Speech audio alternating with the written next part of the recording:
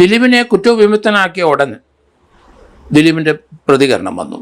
കോടതിയിൽ വളരെ ശാന്തനായി വളരെ ഭയപ്പെട്ട് പേടിച്ച് നിന്ന ദിലീപ് തന്നെ കുറ്റവിമുക്തനായി എന്ന് അറിഞ്ഞപ്പം ഭാവം മാറി പുറത്തിറങ്ങി.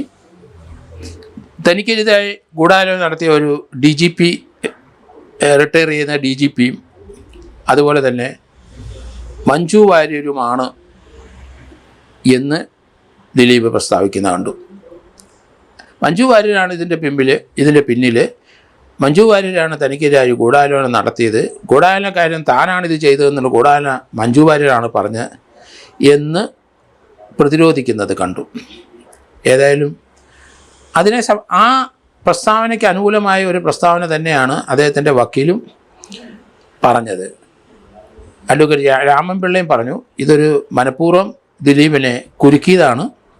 അതിനൊരു പോലീസ് ഉദ്യോഗസ്ഥയും അവരോട് ചേർന്ന് നിൽക്കുന്ന കുറേ പോലീസ് ഉദ്യോഗസ്ഥരും അതുപോലെ തന്നെ മഞ്ജു വാര്യരും കൂടെ ചേർന്നിട്ടാണ് തനിക്കെതിരായിട്ട് ഈ ആരോപണം കൊണ്ടുവന്നു. തൻ്റെ 9 വർഷം നഷ്ടപ്പെടുത്തിയതും അങ്ങനെയാണ്, അതിനെതിരായിട്ട് പൊരുതും. ഇത് ആക്ച്വലി തനിക്കെതിരായിട്ടൊരു ഗൂഢാലോചനയാണ് ഉണ്ടാക്കിയത്, അതുകൊണ്ട് അതിന് ഞാൻ കേസ് കൊടുക്കും എന്ന് പറയുന്നുണ്ട്.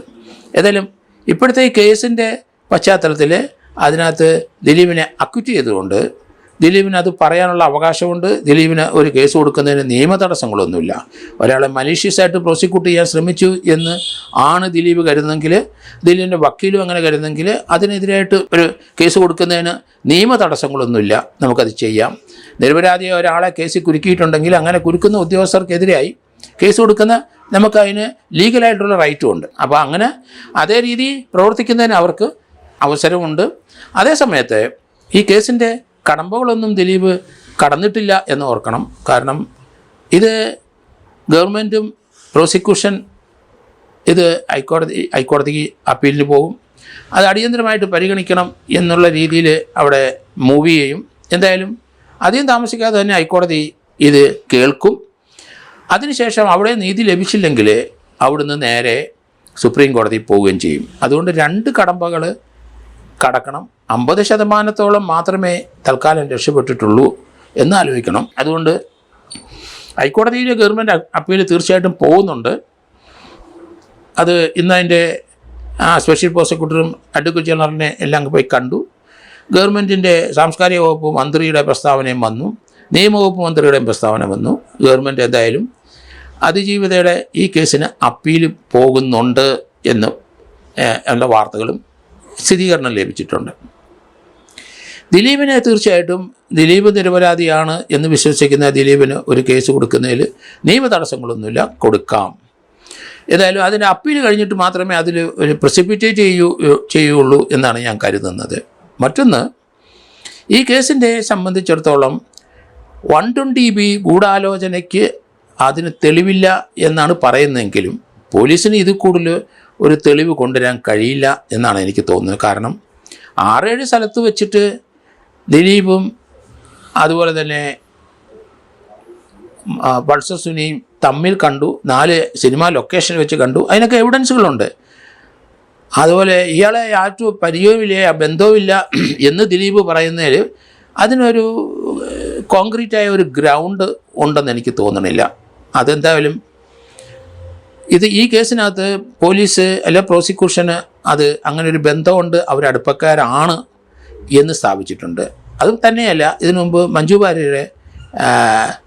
മഞ്ജു വാര്യരുടെ ഡ്രൈവറായിരുന്നു അതുപോലെ തന്നെ ഈ വിക്ടീമിൻ്റെ നടിയുടെയും ഡ്രൈവറായിരുന്നു, മുകേഷിൻ്റെ ഡ്രൈവറായിരുന്നു. അപ്പോൾ സിനിമാ ലോകത്തുള്ള പല ആൾക്കാരുടെയും ഡ്രൈവർ ആണ്, നല്ല എക്സ്പെർട്ട് ഡ്രൈവറാണ് ഇയാൾ. അതുകൊണ്ട് അങ്ങനെ രീതിയിലുള്ള ഒരു ഡിഫൻസിലേക്ക് ഇനി ദിലീപ് പോകുന്നെങ്കിൽ അത് വളരെ സൂക്ഷിക്കേണ്ടിയിരിക്കുന്നു. കൊടുക്കാനുള്ള ലീഗലായിട്ടുള്ള റൈറ്റ് അവർ കൊടുക്കട്ടെ. ഹൈക്കോടതിയിൽ ഏതായാലും ഇപ്പോഴത്തെ ജില്ലാ കോടതിയുടെ നിരീക്ഷണം അതിനകത്ത് പാകപ്പിഴവുണ്ടായിട്ടുണ്ട്. ഏത് രീതിയിലാണ് ഈ കേസിന് ഈ കോൺസ്പിറസി ആംഗിള് നിലനിൽക്കുന്നതല്ല, അങ്ങനെ ഇല്ല എന്ന് കോടതി കണ്ടെത്തിയത് തീർച്ചയായിട്ടും ജഡ്ജ്മെൻറ്റിനകത്ത് ഉണ്ടാകണം. കാരണം 6-7 സ്ഥലത്ത് വെച്ച് ഇവർ ഒന്നിച്ച് കണ്ടു എന്നും അതിനു മുമ്പ് ദിലീപിൻ്റെ വാദഗതി തനിക്ക് ഇയാളുമായിട്ട് പരിചയമില്ല, കണ്ടിട്ടില്ല, കേട്ടിട്ടില്ല എന്നൊക്കെയാണ്. അതിന് വിരുദ്ധമായ എവിഡൻസ് പ്രോസിക്യൂഷൻ കോടതി കൊടുത്തിട്ടുണ്ട് എന്ന് തന്നെയാണ് ഞാൻ കരുതുന്നത്. കൊടുത്തിട്ടുണ്ടെന്ന് തന്നെയാണ് ആ എവിഡൻസറി ഇത് വെച്ച് നോക്കുമ്പോൾ. പക്ഷേ അത് എങ്ങനെയാണ് ജില്ലാ കോടതി അല്ലെങ്കിൽ പ്രിൻസിപ്പൽ ജില്ലാ ജഡ്ജി അത് ഏത് രീതിയിൽ ഇൻ്റർപ്രറ്റ് ചെയ്തു, എന്തുകൊണ്ടാണ് അത് പ്രോസിക്യൂഷൻ പ്രപ്പോസ് ചെയ്ത ആ എവിഡൻസ് അംഗീകരിക്കാതെ പോയത്, തള്ളിക്കളഞ്ഞത് പോയത് എന്നുള്ള കാര്യങ്ങൾ ആ ജഡ്ജ്മെൻറ്റിനകത്ത് ഉണ്ടാവും. അത് ആ ഒരു ഭാഗത്താണ് ഈ മിസ്റ്റേക്ക് പറ്റിയത് എന്നുള്ളതാണ് ഇപ്പം ജഡ്ജ്മെൻറ്റിൽ നിന്ന് പുറത്തു വരുന്ന വിവരങ്ങൾ. അത് ഹൈക്കോടതിയിൽ തീർച്ചയായിട്ടും അത് ഹൈക്കോടതി പരിശോധിക്കും. ഇതിനകത്ത് എങ്ങനെയാണ് ഒരു 2 പേര് ഒരു കോൺസ്പിറസി ഇതിൽ കൂടുതലൊരു എവിഡൻസ് ഒരു കേസിനകത്തും കൊണ്ടുവരാൻ കഴിയില്ല. 2 പേര് തമ്മിൽ രഹസ്യമായിട്ട് സംസാരിക്കുന്ന വിവരങ്ങൾ എങ്ങനെയാണ് മറ്റൊരാൾ അറിയുന്നത്? അത് അവരുടെ 2 പേരും ചേർന്ന് നിന്ന് മനസ്സിൽ കൂടെ സംസാരിക്കുന്ന കാര്യങ്ങൾ ഒരിക്കലും വെളിയിൽ വരത്തില്ല. പക്ഷെ അവർ തമ്മിൽ കണ്ടു എന്ന് ഒരാൾ പറയാം. അത് അപ്പം ദിലീപിൻ്റെ വാദഗതി ഒരു പരിചയവുമില്ല, 1-ാം പ്രതി ആയിട്ട് പൾസർ സുനിയായിട്ട് ഒരു പരിചയമില്ലെന്ന് വാദഗതി അറ്റുപോകുമെന്നാണ് എനിക്ക് തോന്നുന്നത്. ഏതായാലും ധാരാളം വിവരങ്ങൾ ഈ 120(b)ക്കകത്ത് കോടതി കണ്ടെത്തേണ്ടി വരും. അത് നെഗറ്റീവാണ് എന്നുള്ള കാര്യം കോടതി പറയുമ്പോൾ അത് ഏത് ഗ്രൗണ്ടിലാണ്, ഏത് ആംഗിളിലാണ് അത് പറയുന്നതെന്ന് നമുക്ക് ഈ കണ്ടെത്തേണ്ടിയിരിക്കുന്നു.